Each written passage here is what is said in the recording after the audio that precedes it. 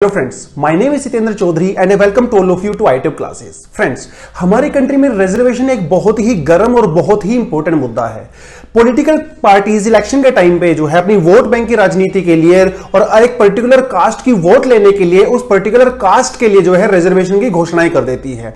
अब वो रिजर्वेशन की घोषणाएं तो कर देती है, अब वो रिजर्वेशन कॉन्स्टिट्यूशनल है या कॉन्स्टिट्यूशनल नहीं है, इसको डिसाइड किया जाता है थ्रू कोर्ट, हाई कोर्ट या फिर सुप्रीम कोर्ट। ऐसा ही एक मुद्दा महाराष्ट्र में भी था। इलेक्शन के टाइम पे महाराष्ट्र की गवर्नमेंट ने मराठा कम्युनिटी के लिए जो है रिजर्वेशन की घोषणा की थी और 2018 में विधानसभा में एक बिल पास किया गया जिसमें मराठा कम्युनिटी को 16% का रिजर्वेशन दिया गया। तो बाद में गायकवाड़ कमीशन की रिकमेंडेशन पे ये 16% के कोटे को घटा के 12% और 13% कर दिया गया एजुकेशन में और जॉब्स में। बॉम्बे हाई कोर्ट ने भी इस गायकवाड़ कमीशन की रिकमेंडेशन को मानते हुए कहा कि मराठाओं को दिया गया ये रिजर्वेशन जो है बिल्कुल कॉन्स्टिट्यूशनल है। अब बॉम्बे हाई कोर्ट के इस डिसीजन के अगेंस्ट में बहुत सारी ऑर्गेनाइजेशन और इंडिविजुअल्स जो है वो सुप्रीम कोर्ट में गए। अब ये फैसला जो है सुप्रीम कोर्ट में पेंडिंग था। ये जो ऑर्गेनाइजेशंस और इंडिविजुअल्स हैं इनका यह मानना था कि मराठाओं को दिया गया ये रिजर्वेशन 50% की जो लक्ष्मण रेखा है, जो 50% की जो एक जो लिमिट फिक्स की गई है सुप्रीम कोर्ट के द्वारा, जो सुप्रीम कोर्ट ने 92 में किया था, उसको वायलेट करता है। तो यह फैसला सुप्रीम कोर्ट में काफी टाइम से पेंडिंग था, मतलब पिछले 2 साल से पेंडिंग था। अभी 5 जजेस की सुप्रीम कोर्ट की बेंच ने, जिसको जस्टिस अशोक भूषण लीड कर रहे थे, उन्होंने माना कि मराठाओं को दिया गया रिजर्वेशन आर्टिकल 14 और आर्टिकल 21 को तो वायलेट करता ही करता है, उसके अलावा जो 50% की सीलिंग है रिजर्वेशन की उसको भी वायलेट करता है। देखिए, थोड़ा सा मैं आपको हिस्ट्री में लेके जाना चाहूंगा। 1992 में, जिसे हम लोग इंदिरा साहनी जजमेंट भी बोलते हैं और जिसे हम लोग मंडल वर्डिक्ट भी बोला जाता है, बहुत ही लैंडमार्क जजमेंट रहा था। उस जजमेंट में यह कहा था कि हम लोग किसी भी सिचुएशन में 50% से ज्यादा रिजर्वेशन नहीं दे सकते। सिर्फ बहुत ही ज्यादा एक्स्ट्रा ऑर्डिनरी और बहुत ही ज्यादा जो है एक्सेप्शनल केसेस में हम लोग जो है 50% की इस जो लक्ष्मण रेखा है, इस सीलिंग है, इसको वायलेट कर सकते हैं। इससे आगे हम लोग रिजर्वेशन दे सकते हैं, अदरवाइज नॉर्मल सिचुएशन में हम लोग नहीं दे सकते। सुप्रीम कोर्ट की बेंच का यह मानना है कि महाराष्ट्र गवर्नमेंट ने ऐसे कोई भी एविडेंस जो है वो पेश नहीं किए हैं जिससे यह पता चले कि मराठा जो कम्युनिटी है वो बहुत ही ज्यादा बैकवर्ड है। इवन सुप्रीम कोर्ट की बेंच ने यह माना कि मराठा कम्युनिटी एक बहुत ही पॉलिटिकल डोमिनेंट एक कम्युनिटी रही है और ये नेशनल लाइफ का बहुत ही इंपॉर्टेंट एक हिस्सा है।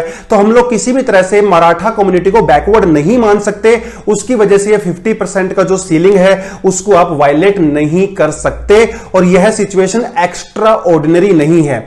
देखिए, तमिलनाडु के केस में प्रीवियसली जो है 50% की जो ये लक्ष्मण रेखा है, जो सीलिंग है, इसको क्रॉस किया गया है, लेकिन तमिलनाडु ने यह कन्विंस किया था सुप्रीम कोर्ट को कि यह सिचुएशन बहुत ही एक्स्ट्रा ऑर्डिनरी और एक्सेप्शनल है। जो अभी महाराष्ट्र की सरकार है वो इसको प्रूफ नहीं कर पाई है और सुप्रीम कोर्ट ने ये माना है। 102 कॉन्स्टिट्यूशनल अमेंडमेंट के अंदर भी हम लोगों ने एक नया आर्टिकल जो है वो डाला था जिसमें बोला गया था कि national commission for backward classes है, उसको ही फाइनल अथॉरिटी है किसी भी कास्ट को बैकवर्ड डिक्लेयर करने का। अगर कोई स्टेट गवर्नमेंट अपनी तरफ से डिक्लेयर करती है लेकिन उसके बावजूद फाइनल अथॉरिटी वो national commission of backward classes के पास ही रहेगी। तो इन सारी की सारी वजह से सुप्रीम कोर्ट इस नतीजे में पहुंची है कि मराठाओं को दिया जाने वाला ये रिजर्वेशन है ये अनकॉन्स्टिट्यूशनल है।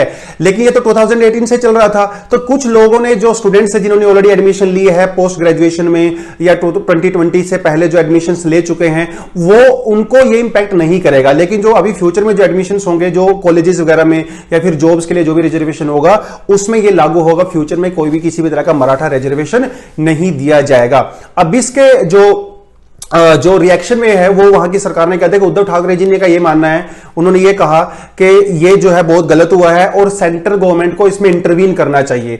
जिस तरह से 370 आर्टिकल के लिए सेंट्रल गवर्नमेंट इतना प्रोएक्टिव होके और वो उसको वर्डिक्ट को पास करवाया था, उसी तरह से सेंट्रल गवर्नमेंट को सामने आना चाहिए और मराठाओं को रिजर्वेशन दिया जाना चाहिए, ये उद्धव ठाकरे जी का कहना है। लेकिन एक बार फिर से सुप्रीम कोर्ट ने यह बता दिया है कि कास्ट बेस्ड पॉलिटिक्स जो होती है उसके बेसिस पे आप अनकॉन्स्टिट्यूशनल एक्टिविटी नहीं कर सकते। देखिए, बहुत बार ऐसा होता है इलेक्शन के टाइम में वोट लेने के लिए जो है पॉलिटिकल पार्टीज डिक्लेयर, देखिए, घोषित करने में कुछ नहीं जाता है, है ना, वो डिक्लेयर कर देते हैं कि हम आपको इतना रिजर्वेशन देंगे, 5% देंगे, आपको 10% देंगे, आपको 15% देंगे, जबकि उनको इंटरनली पता होता है कि ये अनकॉन्स्टिट्यूशनल है, लेकिन वोट लेने के लिए वो इस तरह की घोषणाएं बहुत बार किया जाता है। और सुप्रीम कोर्ट की यही सुप्रीम कोर्ट का रोल भी है कि वो सोसाइटी में बैलेंस बना के रखे, किसी भी तरह की अनकॉन्स्टिट्यूशनल जो भी एक्टिविटी या लॉ पास होते हैं उसके ऊपर नजर रखे। और अगर सुप्रीम कोर्ट को लगता है कि ये फंडामेंटल राइट्स को वायलेट करता है, कॉन्स्टिट्यूशनल वैल्यूज को वायलेट करता है, तो सुप्रीम कोर्ट उसको नल एंड वॉइड भी डिक्लेयर कर सकता है। That is why supreme court is also called the defender of the constitutional and